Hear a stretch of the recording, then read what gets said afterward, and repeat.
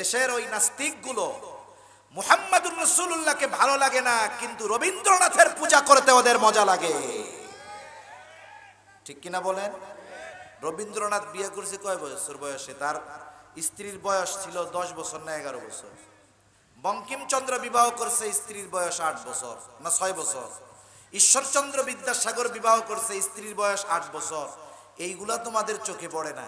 আর মুহাম্মাদুর রাসূলুল্লাহ সাল্লাল্লাহু আলাইহি ওয়াসাল্লাম কেন বিবাহ করেছেন? নবীজি বলেন যে খাদিজা যদি বেঁচে থাকতো, খাদিজার উপস্থিতিতে আমি অন্য কাউকে স্ত্রী হিসাবে কখনোই গ্রহণ করতাম না। নবীজি নিজ ইচ্ছায় বিবাহ করেন নাই, আরশে আজিমের মালিকের পক্ষ থেকে এই বিবাহের বন্দোবস্ত করা হয়েছে। সুবহানাল্লাহ। নবী স্বপ্ন দেখেছেন এই বিবাহের ব্যাপারে, আর নবীদের স্বপ্ন ওহী। নবীজি বিবাহ করেছেন, 9 বছরে ঘরে তুলে নিয়েছেন। একটা মেয়ে সাবালিকা হয় 9 বছর বয়সে। সাবালিকা কখন হয়? বলে সে যখন থেকে তার একটা বিশেষ বিষয় শুরু হয়, সন্তান ধারণে সক্ষম হয়, ওই সময় একজন সাবালিকা হয়ে যায়। সন্তান ধারণের ক্ষমতা মেয়েদের সাধারণত 9 বছর বয়স হয়, কারো ক্ষেত্রে কম বেশি হতে পারে। এখন বলেন তো, একটা মেয়ে যখন প্রাপ্ত বয়স্কা হয় তার জন্য শরীয়তের কিছু মাসলা মাসাইল আছে না নাই? সে যখন নাবালিকা ছিল, মুকাল্লিফ বিশরঈ ছিল না, তার উপরে শরীয়তের বিধিনিষেধ ছিল না, কিন্তু যখনই সে প্রাপ্তবয়স্ক হবে তার শরীয়তের কিছু বিষয় তার ব্যাপারে আছে। এখন বলেন তো, শরীয়তের এই বিষয়গুলো আমার মা বোনদের, ওই সংক্রান্ত মাসআলাগুলো সকল মা বোনদের জানার দরকার আছে না নাই? কেমনে ভাবে পবিত্রতা অর্জন করতে হবে, কি করলে কি হবে, এই সময় সে নামাজ পড়তে পারবে কি পারবে না, এই সময় স্বামীর সাথে কেমন আচরণ করতে পারবে, এই সময় সে রোজা রাখতে কি পারবে কি পারবে না, এই সময় সে কি করতে পারবে কি করতে পারবে না, এগুলো সব অভ্যন্তরীণ বিষয়। ঠিক কিনা বলি?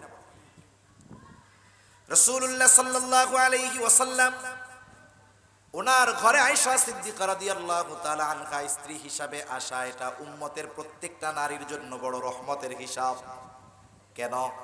আয়েশা সিদ্দিকা রাদিয়াল্লাহু তাআলা আনহা নবীজির ঘরে আসার কারণে মহিলাদের ওই সংক্রান্ত যত ধরনের মাসলা মাসাইল আছে, সব মাসলা মাসাইল গুলো দুনিয়ার নারীরা জানতে পেরেছে। এজন্য দেখবেন সবচাইতে বেশি হাদিস বর্ণনাকারী সাহাবীর নাম হলো, জানেন আপনারা? জানেন কে? হযরত আবু হুরায়রা রাদিয়াল্লাহু তাআলা আনহু। সবচাইতে বেশি হাদিস তিনি বর্ণনা করেছেন। যদিও ইসলাম গ্রহণ করেছেন অনেক পরে, কিন্তু পরবর্তী সময় যতটুকু পাইছেন নবীজির সাথে সাথে থাকছেন, এই কারণে সবচাইতে বেশি হাদিস বর্ণনা করতে পারছেন বাহিরে। এর পরপরই সবচাইতে বেশি হাদিস বর্ণনা করেছেন আয়েশা সিদ্দিকা রাদিয়াল্লাহু তাআলা আনহা। নবীজির বাহিরের চরিত্র আপনি পুরুষ সাহাবীদের থেকে পাবেন, কিন্তু নবীজি ঘরের মধ্যে কেমন ছিলেন এই হাদিসগুলো আপনি পাবেন আয়েশা সিদ্দিকা রাদিয়াল্লাহু তাআলা আনহা সহ নবীজির যেই সমস্ত সহধর্মিনী ওই সময় বেঁচে ছিলেন তাদের থেকে। ঠিক কিনা বলেন? নবীজির ঘরের চরিত্র কেমন ছিল জানার দরকার আছে না নাই? এগুলো জানছেন কার থেকে? বলে আয়েশা সিদ্দিকা রাদিয়াল্লাহু তাআলা আনহার থেকে। মহিলারা অসুস্থ হলে কি করবে নবীজি আয়েশাকে জানিয়ে দিয়েছেন, আয়েশা গোটা উম্মতের নারীদেরকে জানিয়ে দিয়েছেন যে এই সময় তোমরা এগুলো করবা। শুধু তাই না, হযরত আয়েশা সিদ্দিকা রাদিয়াল্লাহু তাআলা আনহাকে কেন্দ্র করে আল্লাহ তাআলা 3টা হুকুম নাজিল করেছেন। কয়টা হুকুম? জোরে বলেন কয়টা? মহিলারা কি, মা বোনরা কি শুনতেছে? আচ্ছা, মাশাআল্লাহ। আয়েশা এমন একজন মহিলা, এমন একজন নারী, যখন আব্দুল্লাহ ইবনে উবাই সহ কাফেররা আমার আপনার নবীজিকে, মুনাফিকরা নবীজির সহধর্মিনী আয়েশা সিদ্দিকা রাদিয়াল্লাহু তাআলা আনহাকে অপবাদ দেওয়ার অপচেষ্টা করলো, ইফকের ঘটনা, লম্বা ঘটনা। রাসূলুল্লাহ সাল্লাল্লাহু আলাইহি ওয়াসাল্লাম ওই সময় 1 মাস পর্যন্ত বিষয়টা নিউট্রাল ছিল, কোনো সমাধান আসতেছে না। সবাই হতাশ হয়ে গেল, আয়েশাও প্রচন্ড অসুস্থ হয়ে গেল। দুনিয়ার মানুষ সবাই কেমন যেন আয়েশার বিপক্ষে চলে গেল। ওই মুহূর্তে আল্লাহ রাব্বুল আলামিন ওহী নাজিল করে আয়েশার পুত পবিত্রতার ঘোষণা জানায়া দিলেন। হযরত আয়েশার পবিত্রতার এই ঘটনা, ওনাকে যে ব্যাপারে অপবাদ দেওয়া হয়েছে এই বিষয় থেকে যে উনি সম্পূর্ণ মুক্ত, এই ঘোষণা স্বয়ং আল্লাহ তাআলা দিয়েছেন। ওনার উত্তম চরিত্রের সাক্ষ্য দিয়েছেন কে? জোরে বলেন না কে? আল্লাহ দিয়েছে। আয়েশা সিদ্দিকা রাদিয়াল্লাহু তাআলা আনহাকে কেন্দ্র করে তিনটা বিধান নাজিল হয়েছে। এক নম্বর বিধান হলো তায়াম্মুমের বিধান। যখন মানুষ অসুস্থ হয়ে যায়, পানি গ্রহণে অক্ষম হয়ে যায়, অথবা এমন জায়গায় যায় ওযু করার মতো পানি নাই, গোসল করার মতো পানি নাই, কি করবে? কোন মাধ্যমে তারা পবিত্রতা অর্জন করবে? প্রচন্ড শীত, বৃদ্ধ মানুষ, পানি ব্যবহার করলে অ্যাজমার কষ্ট আছে, শ্বাসকষ্ট আছে, অসুস্থ হয়ে যেতে পারে, জীবন নাশের আশঙ্কা আছে। এই লোকটার তো পবিত্র হয়ে নামাজ পড়ার দরকার, গরম পানির ব্যবস্থা নাই, কি করবে? আল্লাহ তাআলা কোরআনুল কারীমের মধ্যে আয়েশা সিদ্দিকা রাদিয়াল্লাহু তাআলা আনহার একটা ঘটনাকে কেন্দ্র করে এই উম্মতের জন্য তায়াম্মুমের বিধান নাজিল করে দিলেন। পানি ব্যবহারে অক্ষম হলে মাটির দ্বারা পবিত্রতা অর্জন করবে। আর এটা আয়েশা সিদ্দিকা রাদিয়াল্লাহু তাআলা আনহুর একটা ঘটনাকে কেন্দ্র করে আল্লাহ তাআলা এই বিধান নাজিল করেছে। দ্বিতীয়ত, কাউকে যদি অপবাদ দেওয়া হয়, অপবাদ বুঝেননি? একটা হলো গীবত আর একটা হলো অপবাদ। গীবত হলো আপনার মধ্যে একটা দোষ আছে, আপনার অ্যাবসেন্সে, আপনার অনুপস্থিতিতে ওই দোষের চর্চা যদি আমরা করি, এটা হবে গীবত। তবে আপনার মধ্যে একটা দোষ আছে, এই দোষটা দূর করা যায় কেমনে?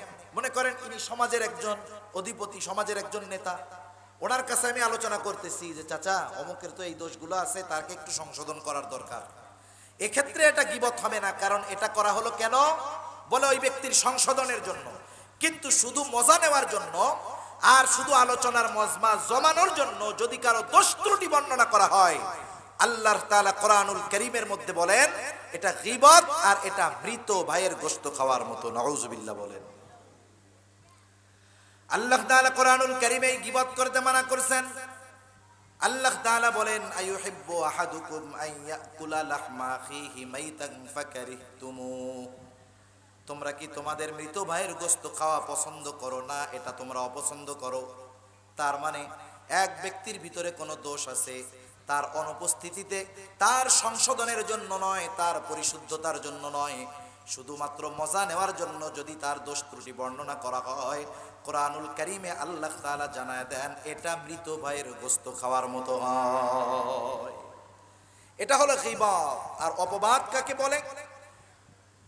যেই দোষটা তার মধ্যে নাই সেই দোষে তাকে দোষারোপ করা। কথা বুঝতেছেন? মনে করেন আপনার মধ্যে একটা দোষ নাই, আমরা আলোচনা করতেছি অমুকে এরকম রে, খুব খারাপ, উল্টাপাল্টা করে, এত খারাপের খারাপ, মিথ্যা কথা কয়, অথচ এই মিথ্যা কথা বলার বদ অভ্যাস আপনার মধ্যে নাই। এটা হলো অপবাদ। কথা বুঝতে পারছেন? অপবাদ এটা জঘন্য গুনাহ। অপবাদের শাস্তি কি? যদি ইসলামী শরীয়ত থাকতো, অপবাদের জন্য একেবারে 80টা বেতের বাড়ি মারা হইতো। অপবাদের জন্য কয়টা বেতের বাড়ি? 80টা বেতের বাড়ি মারা হতো। এই মুনাফিকেরা আয়েশা সিদ্দিকা রাদিয়াল্লাহু তাআলা আনহাকে অপবাদ দিয়েছে। অপবাদের শাস্তি কি হবে? আল্লাহ তাআলা সূরা নূরের মধ্যে অপবাদের ব্যাপারে আল্লাহ তাআলা ওহী নাজিল করে এর শাস্তির বিধান আল্লাহ জানায় দিয়েছেন। এরপরে তৃতীয় বিধান হলো ব্যভিচার, জিনা করলে কি শাস্তি হবে? আয়েশা সিদ্দিকা রাদিয়াল্লাহু তাআলা আনহাকে জিনার অপবাদ মুনাফিকেরা দিয়েছে, শাস্তি কি হবে অপবাদের তাও আল্লাহ জানায় দিলেন। সাথে সাথে আল্লাহ তাআলা এটাও জানায় দিলেন বাস্তবেই যদি কেউ জিনায় লিপ্ত হয়, ব্যভিচারে লিপ্ত হয়, তাদের জন্য কোন ধরনের শাস্তি প্রদান করা হবে। এই তিনটা বিধান আল্লাহ তাআলা আয়েশা সিদ্দিকা রাদিয়াল্লাহু তাআলা আনহাকে কেন্দ্র করে নাজিল করেছে। তাহলে নবীজি নিজের খায়েশাত বশত আয়েশা সিদ্দিকাকে বিবাহ করেন নাই, বরং বিবাহ করার নির্দেশ দিয়েছেন কে? আরে জোরে বলেন না কে? আল্লাহ তাআলা নির্দেশ দিয়েছে। এবং এটা উম্মতের জন্য রহমত, আমাদের মা বোনদের জন্য রহমত। 3 নাম্বার আর একটা অপবাদ দেয়, তারা বলে মুহাম্মদ তার পালক পুত্র যায়েদের স্ত্রী যাকে ছেড়ে দেওয়ার পরে বিবাহ করেছে, বলে নিজের পোলার বউরে সে বিবাহ করছে। নাউজুবিল্লাহ বলে। জাহেলিয়াতের সময় একটা সিস্টেম ছিল, এটা তাদের নিজেদের বানানো। কারো যদি সন্তান না হতো, কেউ যদি কোনো ছেলেকে মেয়েকে পালন করতো, পালক পুত্র বা পালক মেয়ে, এটাকে তারা তাদের ঔরসজাত সন্তানের মতোই মনে করত। তার মানে নিজের স্ত্রীর গর্ভে সন্তানের ব্যাপারে হুকুম যেমন পালক পুত্রের ব্যাপারেও তারা এমনটাই হুকুম মনে করত, কিন্তু ইসলাম এই কুসংস্কারকে ভেঙে দিল। রাসূল আকরাম সাল্লাল্লাহু আলাইহি ওয়াসাল্লাম হযরত যায়েদের সাথে যখন ওনার ফুফাতো বোনের বিবাহ ছিল, যখন দুইজনের মধ্যে বনাবনি হয় না, আল্লাহর রাসূল অনেক চেষ্টা করেছেন, কিন্তু যখন বনাবনি হলো না, ছাড়াছাড়ি হয়ে গেল, আল্লাহ সুবহানাহু ওয়া তাআলা আমার আপনার নবীজিকে বিবাহের নির্দেশ দান করলেন।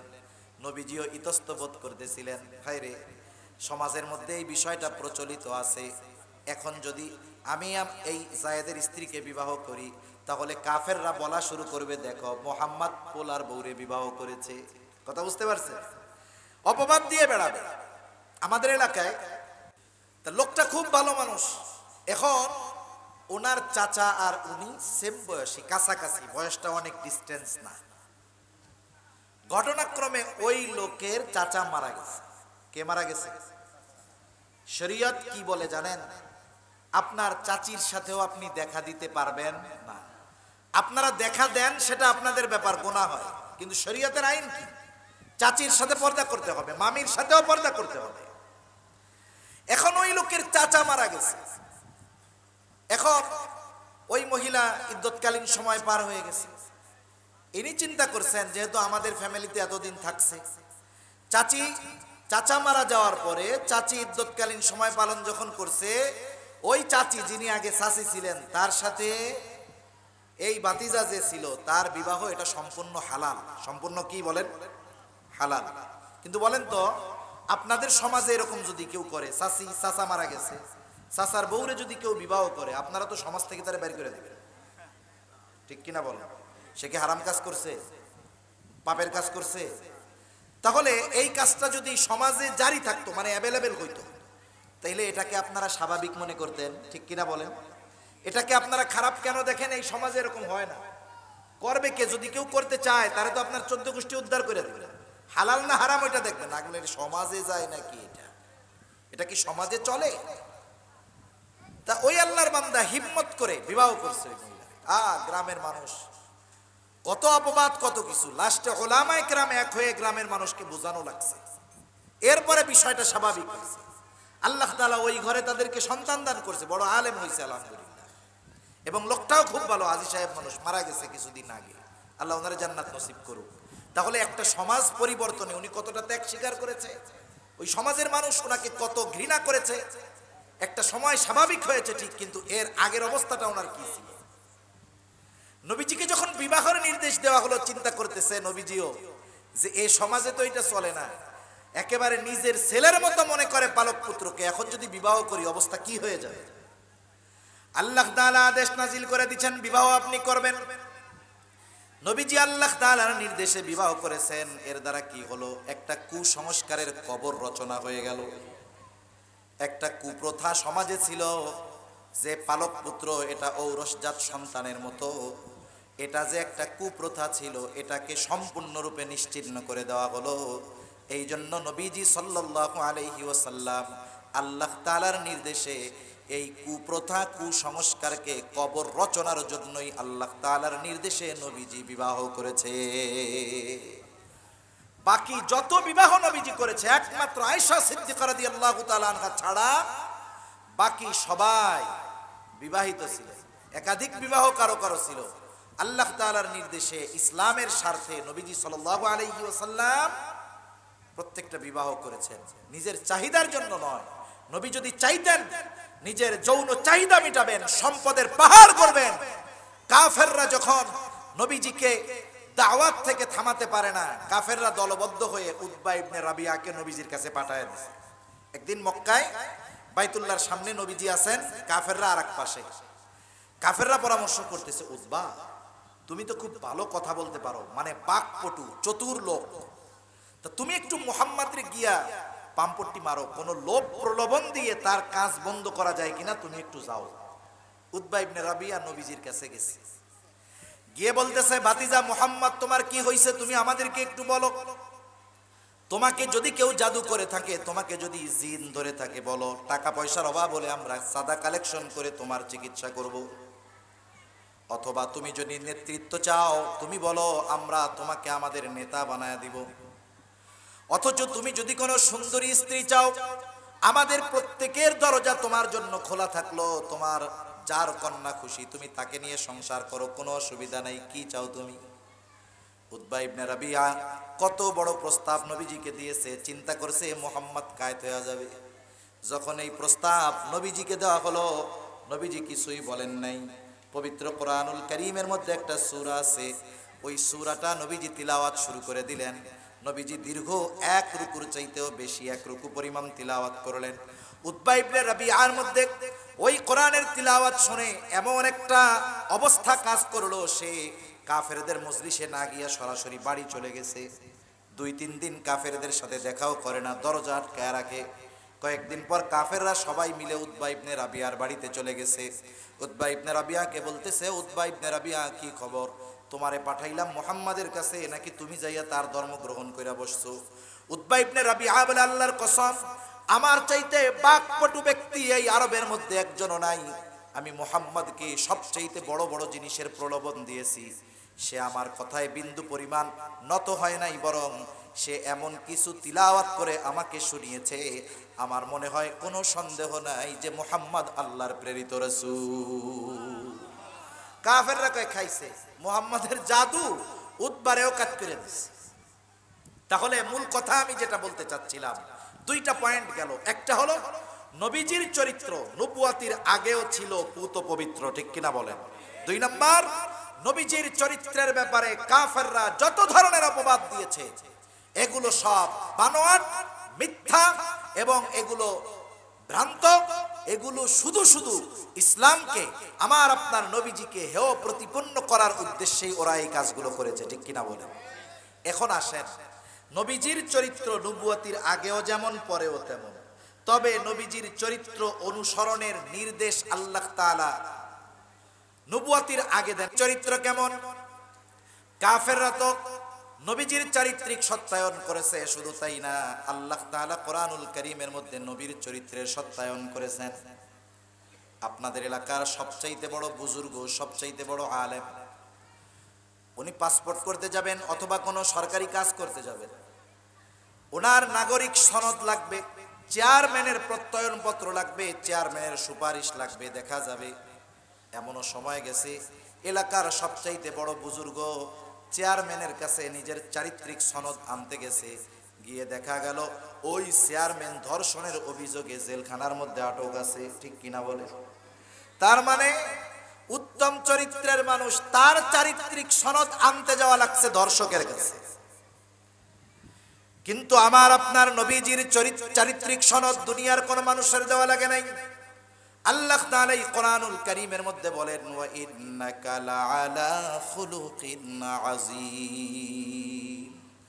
আল্লাহ রাব্বুল আলামিন বলেন, আপনাকে আমি মহান চরিত্রে অধিষ্ঠিত করেছি। এই ধরনের চরিত্র দুনিয়ার আর কাউকে দেওয়া হয় নাই। আমার আপনার নবীর আগে যত নবী এসেছে সব নবী উত্তম চরিত্রওয়ালা, কিন্তু আমার আপনার নবী শুধু উত্তম চরিত্রওয়ালা নয়, আমার আপনার নবী নিজের চরিত্রের ব্যাপারে বলেন, ইন্নামা বুইসতু লিউতাম্মিমা মাকারিমাল আখলাক। নবীজি বলেন, আমাকে উত্তম চরিত্রে পরিপূর্ণতা প্রদানার্থে প্রেরণ করা হয়েছে। অতীতের সব নবী উত্তম চরিত্রওয়ালা, আর আমার আপনার নবী উত্তম চরিত্রে পরিপূর্ণতা দান করেনেওয়ালা। সুবহানাল্লাহ বলেন। নবীজিকে এই জন্য আল্লাহ পাঠিয়েছেন।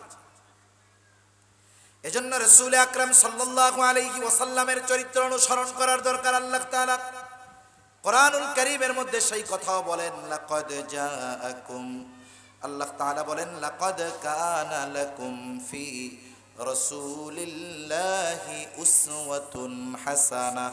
আল্লাহ তাআলা বলেন, তোমাদের জন্য রাসূলের জীবন আদর্শের মধ্যে রয়েছে উত্তম আদর্শ। তার মানে যে রাসূলের আদর্শ অনুসরণ করবে সে উত্তম আদর্শের অধিকারী হয়ে যাবে, সে উত্তম আখলাকের অধিকারী হয়ে যাবে। এখন নবীর যদি আদর্শ আমরা অনুসরণ করি, লাভ শুধু দুনিয়ায় না, আখিরাতেও লাভ আছে। আবু হুরায়রা রাদিয়াল্লাহু তাআলা আনহু থেকে বর্ণিত হাদিস, নবীজিকে জিজ্ঞাসা করা হলো, ইয়া রাসূলুল্লাহ, মিজানের মধ্যে সবচাইতে ওজন হবে কোন আমল? মনে রাখতে হবে, আমল ওজন দেওয়া হবে। এই জন্য আমল কত বড় তাও দেখা হবে না, আমল কত এটাও গণনা করা হবে না, ওজন দেওয়া হবে। নবীজি এই প্রশ্নের জবাবে নামাজের কথা বলেন নাই, রোজার কথা বলেন নাই, হজের কথা বলেন নাই, যাকাতের কথা বলেন নাই। নবীজি বললেন মিজানের মধ্যে সবচাইতে ওজন হবে ওই আমল যেটার নাম হলো উত্তম চরিত্র, উত্তম আখলাক।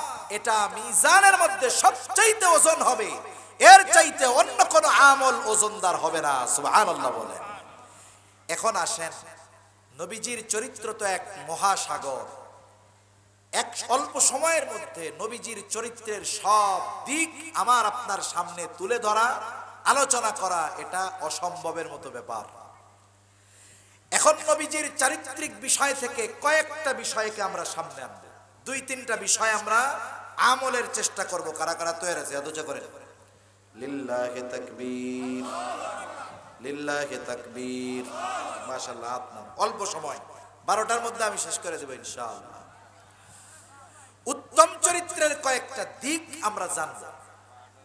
এই যে এত জুলুম, অত্যাচার, অবিচার কেন হলো?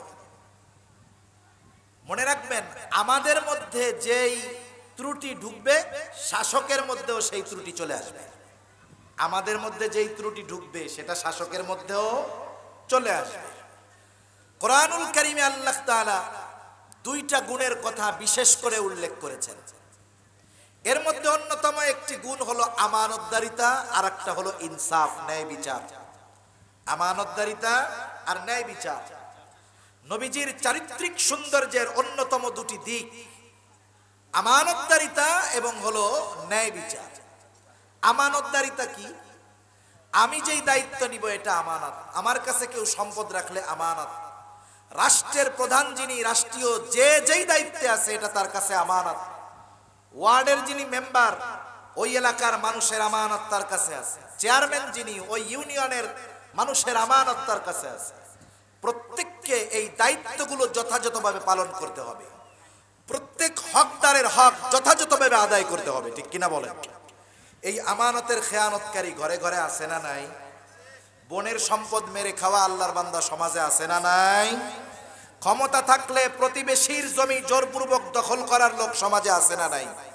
জমিতে আইল কুপাইয়া অন্যর জমি নিজের মধ্যে নিয়ে আসার বুজুর্গ আপনাকে এলাকায় তো নাই? আছে? আপনি এই ধরনের কাজ করেন, আবার কোন আল্লাহ ওইটা মরে না কে, যায় না কে, কি জুলুম করো আমাকে উপর। আপনিই তো বড় জালেম, আপনিই তো খেয়ানত করতেছেন, আপনিই তো বনের সম্পদ খেয়ে ফেলতেছেন, আপনি তো ফুফুদের সম্পদ খেয়ে ফেলতেছেন। আপনার কাছে সম্পদ হেফাজত থাকার কথা ছিল, আপনি এটার গনিমত মনে করে খেয়ে ফেলতেছেন। আপনি যেটা করেন আপনার শাসকরাই ওগুলোই করবে, ঠিক কিনা কও? এজন্য আমরা আমানতদার হব, কারো সম্পদ বক্ষণ করব না। কারো হক যদি আমার আপনার কাছে থাকে আল্লাহর হস্তে বুঝাইয়া দিব। দুনিয়ায় হয়তো অন্যের সম্পদ একটু খেয়ে সম্পদের পাহাড় হবে, কিন্তু কিয়ামতের দিন এই সম্পদের কারণে জাহান্নামে যাওয়া লাগবে, সম্পদ কোনো কাজে আসবে। কিয়ামতের দিন কি হবে? আজকে আপনি সম্পদ নিয়ে অহংকার করেন, আপনার সন্তান লোকবল আছে অহংকার করেন, কিন্তু কিয়ামতের দিন কাজ হবে না। কিয়ামতের দিন নেক আমল লাগবে, ওই দিন সম্পদশালীর সম্পদ কাজে আসবে না। আল্লাহ তাআলা বলেন ইয়াউমা লা ইয়ানফাউ মালু ওয়ালা বানুন, কোনো উপকারে আসবে না সম্পদ, সন্তান। যদি এই দুনিয়ায় আপনি ঠিক না হয়ে যান তাহলে কিয়ামতে ধরা পড়তে হবে। হাদিসের মধ্যে আসছে, নবীজি বলেন কিয়ামতের দিন সবচেয়ে নিঃস্ব হবে ওই ব্যক্তি মানুষের হক যে নষ্ট করেছে, মানুষের সম্পদ বক্ষণ করেছে তথা বান্দার হক নষ্ট করেছে। পাহাড় পরিমাণ নেকি নিয়েও যদি ওঠে, 1000 বছর হায়াত পাইয়াও যদি রাত্রে তাহাজ্জুদ আদায় কইরা থাকতো, রূপপুর পরমাণু বিদ্যুৎ কেন্দ্রের 50,000 কোটি টাকা মায়ের হবে না। কারণ এই জায়গার প্রত্যেকটা পয়সার মধ্যে বাংলাদেশের 17 কোটি মানুষের হক রয়েছে। এজন্য মনে রাখতে হবে, নবীজি বলেন পাহাড় পরিমাণ নেকি নিয়ে উঠবে, তার কোনো ইবাদতের অভাব ছিল না, কিন্তু মানুষের হক নষ্ট করত। আল্লাহর কাছে মানুষেরা তার ব্যাপারে অভিযোগ দায়ের করবে, সে তার নেকি দিয়ে দিয়ে হক আদায় করতে থাকবে। এক সময় নেকি শেষ, মানুষের গুনাহ নিয়ে হক আদায় করবে। নবীজি বলেন ওই লোকটা পাহাড় পরিমাণ নেকের মালিক ছিল, কিন্তু মানুষের হক নষ্ট করার কারণে পাহাড় পরিমাণ গুনার মালিক হয়ে যাবে। তার কোনো আমলের অভাব ছিল না। নবীজি বলেন কিয়ামতের দিন ওই লোকটার চাইতে নিঃস্ব আর কেউ হবে না। এজন্য আমরা সর্বক্ষেত্রে আমানতদার হব। আমার কাছে কেউ যদি পায়, দুনিয়ায় চোখ অনন্তকালের জন্য বন্ধ হওয়ার আগে এই চেষ্টা করব যেন আমার কাছে কেউ কোনো পাওনা না থাকে। আমি যদি কোনো দায়িত্বশীল হই, সেটা আমাকে রাষ্ট্রের দায়িত্ব দিতে পারে, জনপ্রতিনিধি বানাতে পারে, এমপি হতে পারি, বিচারক হতে পারি, পুলিশ হতে পারি, সে যাই হই না কেন আমি আমার দায়িত্ব পালন করব, কারণ দায়িত্বগুলাও কি আমানত। কি বলেন? আমানত। 2 নম্বর, ইনসাফ, ন্যায় বিচার, ন্যায় পরায়ণতা দরকার।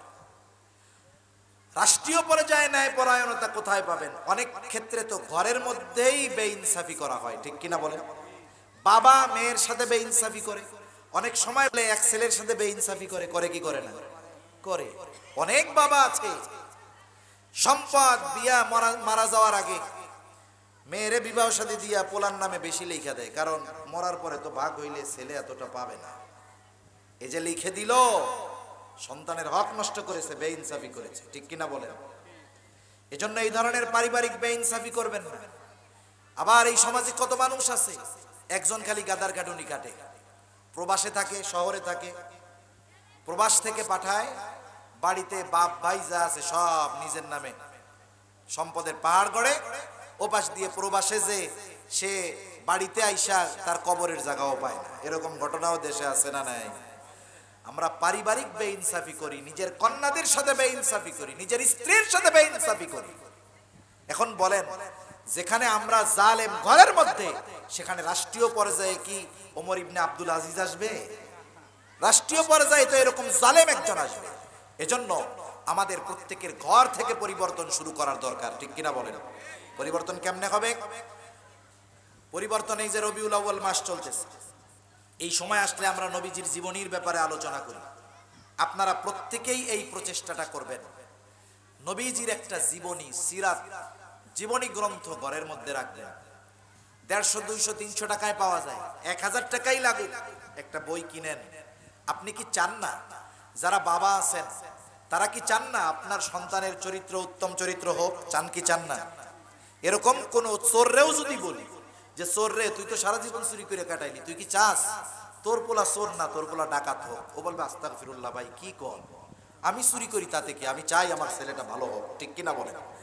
কোন পিতা তার পেশা খারাপ হতে পারে, কিন্তু বাপ হিসাবে সে কখনো খারাপ হয় না, সে প্রত্যেকটা সন্তানের ভালো চায়।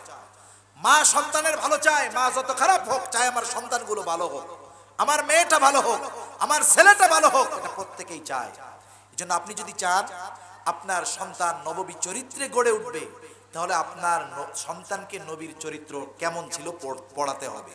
অনেক বই পাওয়া যায় বাজারে, ছোটদের মহানবী, নবীজির কি গুণ ছিল আমরা এক সময় স্কুলে পড়েছি, নবীজির গুণগুলার কথা আমরা পড়তাম। বাংলা বইয়ের মধ্যে নবীজির ছোট ছোট ঘটনা দেওয়া থাকতো, ওখান থেকে বাচ্চারা শিখতো। কিন্তু আফসোস, আমাদের শিক্ষা ব্যবস্থাকেও তো মোটামুটি কবর দিয়ে গেছে ওরা, মোটামুটি কবর তো দিয়ে গেছে। এখন যদি কোনো মতে লাইফ সাপোর্টে দিয়ে বাঁচানো যায়, চেষ্টা চলতেছে আর কি। যেহেতু প্রতিষ্ঠান থেকে আমার সন্তানেরা আখলাক শিখতে পারতেছে না, আমাদের ঘর থেকে শেখানোর দরকার। ছোটদের মহানবী পড়েন, আপনি নিজে পড়ে তাকে শোনান। ছোট বাচ্চা গল্প শুনতে চায়, আমার 3, 4 বছর 5 বছরের বাচ্চা আছে, এখনো গল্প শুনতে চায়। আমরা কিসের গল্প শোনাই? আমরা শোনাই যে এরকম একটা হালুম ছিল, হালুমের 4টা হাত পাও ছিল, হাট্টিমা টিম ছিল, মাঠের মধ্যে ডিম পাড়ত। এই ফালতু বানোয়াট মিথ্যা এইগুলো ওদেরকে শিখায় কোনো লাভ আছে? আপনি শেখান নবীজি কেমন ছিলেন, সাহাবায়ে কেরাম কেমন আচরণ করত, গল্পে গল্পে শিখান। এরকম অনেক বই বাজারে পাওয়া যায়, একটু খোঁজ নিলে পাবেন। আপনি দৈনিক ছেলেকে এক একটা গল্প শোনান নবীজির জীবনী থেকে, দেখবেন এই শিশুকালের শিক্ষা হলো কাদার মতো। মাটির পাত্র বানায়, আমাদের এলাকায় বলে কুমার, আপনাদের দিকে কি বলে? মাটির পাত্র কত সুন্দরভাবে একটা চাকার উপরে বানায়। কুমার যতই অভিজ্ঞ হোক, শক্ত মাটি আইনা ওরে বলবেন এটারে দিয়ে আমার একটা গ্লাস বানায় দে, ও বানাইতে পারবে? কাদা যদি নরম থাকে, কত ডিজাইন করে সুন্দর মতো তার হাতের কৌশল প্রয়োগ করে একেবারে সুনিপুণ ভাবে সুন্দর ডিজাইনের গ্লাস, জগ, মগ, প্লেট বানায় দিবে। কেন পারবে? বলে ওর অভিজ্ঞতাও আছে, সাথে সাথে কাদাটাও নরম।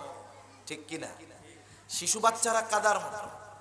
আপনি যখনই এদেরকে ছোটকাল থেকে এভাবে গড়ে তুলবেন, দেখবেন বড় হওয়ার পরে আখলাকওয়ালা হবে। আর যদি না শিখান, কয়দিন পরে আপনি যখন বুড়া হবেন, বউ নিয়ে ঘরে থাকবে, আপনারে গোয়াল ঘরে পাঠিয়ে দিবে। এ পরিণতি আমরা কি কেউ চাই? সেজন্য ঘরের মধ্যে নবীজির জীবনী পাঠের অভ্যাস করতে হবে। আপনি নিজে গল্প পড়ে পড়ে ছোটদেরকে শোনাবেন, নিজের ভাষায় বলবেন, গল্প আপনি পড়বেন, ছোটদেরকে তাদের ভাষায় আপনি বুঝায় গল্পগুলো শোনাবেন। তাহলে কি হবে? দেখবেন হৃদয়ের মধ্যে একটা পরিবর্তন আসবে ইনশাআল্লাহ। তো সম্মানিত সুধী, আলোচনা আমি আর লম্বা করব না। সর্বশেষ অনুরোধ এটাই যে প্রত্যেকটা ঘরে সিরাতের চর্চা হবে, নবীজির জীবনীর আলোচনা হবে, নবীজির ইতিহাস জানবো, নবীজির শিশুকাল সম্পর্কে জানবো। আপনার শিশুকে যদি আপনি ইনসাফ পরায়ণ চান, নবীজির শিশুকালের ঘটনা তাকে পড়াতে হবে। আপনি আপনার তরুণ যুবক ছেলেটাকে চান যে নবীজির মতো যৌবনকালে নবীজি যেমন ছিলেন সে সেরকম থাক, তাহলে আপনার সন্তানকে জানাতে হবে নবীজি যৌবনকালে কেমন সচ্চরিত্রওয়ালা ছিলেন, জানাতে হবে কি হবে না? আরে আপনি একজন ভালো স্বামী হইতে চান, নবীজি কি শুধু ওহী নাজিলি হইছে নবীর উপরে? নবীজি ঘর সংসার করেন নাই? কথা বলে না, নবীজি ঘর সংসার করছে তো। নবীজি কেমন ছিলেন? নবীজি স্ত্রীদের সাথে কেমন আচরণ করেছেন? উত্তম স্বামী হতে হলে জানতে হবে নবীজি কেমন আচরণ করেছে। আমাদের দেশের মানুষ তো খালি বউদের পিটাইতেই পারে, পিটানোতে এক্সপার্ট, কিন্তু কেউ স্ত্রীদের কাজে সহযোগিতা করে না। আপনি আমি কি চিন্তা করি, আমাদের মানুষেরও মন মানসিকতা ছোট আছে। একজনের ওয়াইফ মনে করেন পর্দায় থাকতে চায়, সে কি করলো? বাহির থেকে পুকুর থেকে পানি নিয়ে দিল। মানুষজন দেখবে, কিরে পানি কারে দাও? সে যদি বলে আমার ওয়াইফ গোসল করবে অথবা এই কাজে লাগবে, ও বউর গোলামি করতেছ, কাম শেষ। ও তো লজ্জা শরমে পানি টানা বাদ দিয়ে দিবে। অথচ নবীজি কি করতেন? জিহাদের ময়দানে গেছেন নবী, জিহাদ থেকে ফিরে এসেছেন, মসজিদে নববীর মধ্যে বসা, পাশেই তো হুজরা, জিজ্ঞাসা করতেছে আয়েশা রান্না হয়েছে? বলে ইয়া রাসূলুল্লাহ এখনো তরকারি হয় নাই, কাটা হয় নাই। নবীজি ঢুকলেন ঘরে, কাদের থেকে তলোয়ার নামাইলেন, নিজে হাতে তলোয়ার দিয়ে নবীজি আয়েশা সিদ্দিকা রাদিয়াল্লাহু তাআলা আনহাকে তরকারি কেটে দিয়েছেন। সুবহানাল্লাহ। কয়জন কেটে দেন? যারা পারেন তারা দেন, একটু থাল বাসন ধুইয়া দেন। এটা যদি করেন নিজেদেরকে ছোট মনে করেন, অথচ নবীজি এই কাজগুলো করেছে। সুবহানাল্লাহ। কোন ঘরে নবীজি নিজের জুতা পর্যন্ত সেলাই করেছেন, কাপড় নবীজি সেলাই করেছেন। এগুলো ছোট হওয়ার কোনো বিষয় নয়, এগুলো নববী আখলাক। আজকে সমাজের মধ্যে স্বামী স্ত্রীর মধ্যে হৃদ্রতা, মোহাব্বত, ভালোবাসা কেন নাই? বলে স্বামী আদর্শ স্বামী হইতে পারে নাই। ঠিক কিনা কর? স্ত্রীকে মনে করে এটা আমার কাজের লোক। এটা কি মনে করে? কাজের লোক। কতজন বিবাহ করবে? জিজ্ঞাসা করা হয় বিবাহ কেন করবা? তাই বাড়িতে কাম কাজের লোক নাই, তো রান্না বান্নার লোক নাই, এই জন্য বিবাহ করবো। এই তুই যদি কাজ করানোর জন্যই বিয়া করতে হয়, কাজের লোক রেখে দে, বিয়া করতে যাবি কেন? ঠিক কিনা বলেন? এজন্য আমরা আদর্শ স্বামী হব, আদর্শ পিতা হব। যদি চাই নবীজি পিতা হিসাবে কেমন ছিলেন আমাদের জানার দরকার আছে না নাই? সেজন্য নবীজির আখলাক যদি না ধরি, নিজেদের যদি পরিবর্তন না করি, কসম করলে কসম হানেস হবে না, কসমের কাফারা আশা করি দেওয়া লাগবে না। আমরা যদি পরিবর্তন না হই, বসে থাকেন, লোহা পিটাইলে কয় যেই সেই। লোহা পিটাইলে একটা আওয়াজ হয় না? একটু খেয়াল করে শুনবেন, কি কয় লোহা? যেই সেই, যেই সেই। আমরা যদি পরিবর্তন না হই, হয়তো ওই ক্ষমতার মসনদে চেহারার পরিবর্তন হবে, কিন্তু চরিত্রের পরিবর্তন হবে না। এজন্য আমাদের নবীজির আদর্শে আদর্শিত হওয়ার দরকার আছে না নাই? সেজন্য যুবকদের কাছে অনুরোধ করব, একটা সমাজের যুবকরা যদি সচ্চরিত্রবান হয়ে যায়, যুবকরা যদি নামাজি হয়ে যায়, মসজিদমুখী হয়ে যায়, ওই সমাজ দ্বীনের পথে চলে, ওই সমাজ মসজিদমুখী হয়ে যায়। ঠিক কিনা বলেন? যুবকরা মাহফিলের আয়োজন করেছে, এটা যেটাকে কেন্দ্র করে হয়, যে উদ্দেশ্যে হয় আপনারা জানেন। আপনাদের এলাকায় একসাথে বজ্রপাতে 5 জন মারা গেছে। বর্ণনা আসছে যে ইমানদার বজ্রপাতে যদি মারা যায়, শাহাদাতের দরওয়াজা নসিব হবে ইনশাআল্লাহ। আমরা দোয়া করি আল্লাহ তাআলা ওনাদেরকে শাহাদাতের মর্যাদা দান করুক, সকলে বলি আমিন। সাথে সাথে যুবকদেরকেও সাথে অনুরোধ থাকবে যে আপনারা মসজিদমুখী হন, আপনারা নামাজি হন, দেখবেন আপনাদের পরবর্তী জেনারেশন এমনিতেই নামাজি হয়ে যাবে। ঠিক কিনা বলেন? আবার মসজিদে অনেক সময় আমরা ছোটরা গেলে একটু রাগ হই, একেবারে যেটা প্রস্রাব পায়খানা করে এটা নেওয়ার দরকার নেই, কিন্তু যেটা একটু ভালো মন্দ বোঝে, 3, 4, 5 বছর বয়স, একে নেওয়া শুরু করেন, নেওয়া শুরু করেন। কারণ হাদিসের মধ্যে আসছে 7 বছরে নামাজের আদেশ, 10 বছরে নামাজ না পড়লে প্রহার করতে হবে। এখন 7 বছরে যদি আদেশ করতে হয়, আপনি যেই কাজের আদেশ করবেন এটা আগের থেকে তাকে শেখানোর দরকার আছে না নাই? তাইলে 5-6 বছর থেকেই তাকে কমপক্ষে শেখাইতে হবে। আপনি বাচ্চাদেরকে মসজিদে নেওয়ায় অভ্যস্ত করেন, আস্তে আস্তে অভ্যস্ত হয়ে যাবে। প্রথম প্রথম একটু দৌড়াদৌড়ি করবে, চিল্লাচিল্লি হয়তো করবে, একটু সবরের সাথে থাকেন, দেখা যাবে এই বাচ্চাগুলো মসজিদকে নিরাপদ জায়গা মনে করবে, মসজিদে মুসল্লি ভরপুর হয়ে যাবে। যুবকরা উদ্যোগ নেন, এলাকার মুসল্লিরা উদ্যোগ নেন যে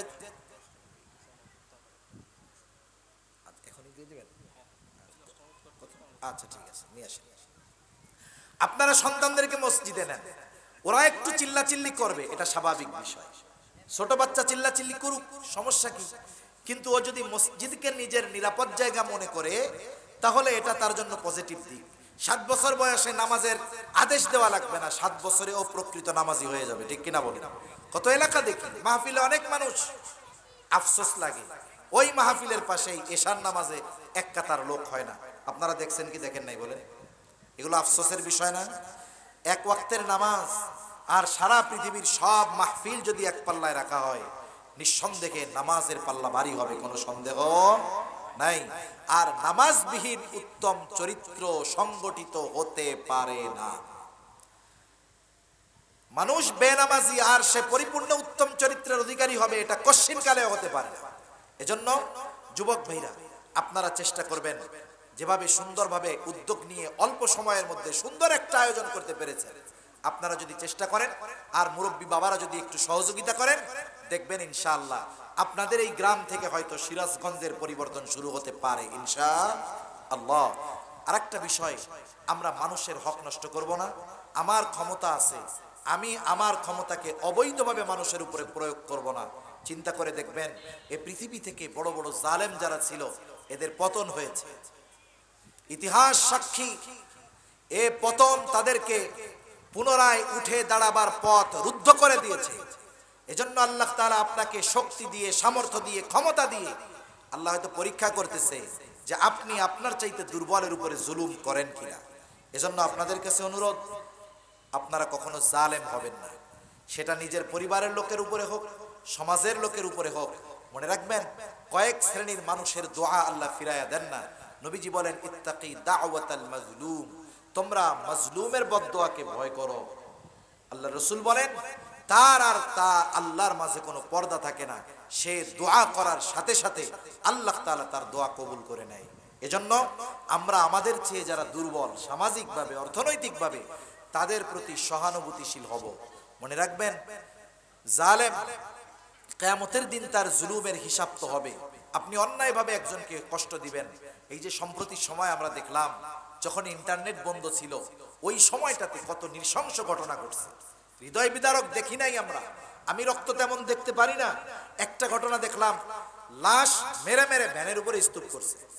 এরপরে অনেক সময় দেখেন না, ওই যে বস্তা টস্তা গাড়ির উপরে এরকম নিক্ষেপ করে মারে, তারা ধরে লাশটা